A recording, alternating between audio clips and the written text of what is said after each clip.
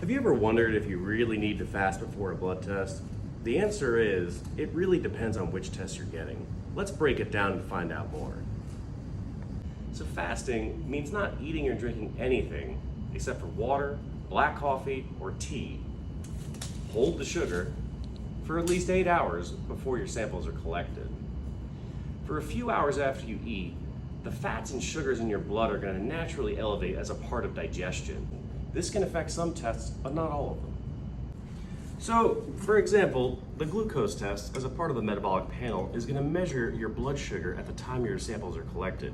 If you're not fasting, those levels are going to be naturally higher as a result of digestion. But the hemoglobin A1C test, which is an important diagnosis and monitoring tool for diabetes, is going to estimate your average blood glucose over the last 2 to 3 months, so fasting is not required. Another great example is LDL cholesterol, an important part of the lipid panel. LDL is the bad stuff that's going to clog your arteries and lead to an increased risk of heart attack or stroke. LDL can be estimated based on triglycerides, and triglycerides are a measure of the fat in your blood at the moment of sample collection. If your triglycerides are elevated, you could get falsely depressed estimated LDL, which could be confusing about your heart risk profile.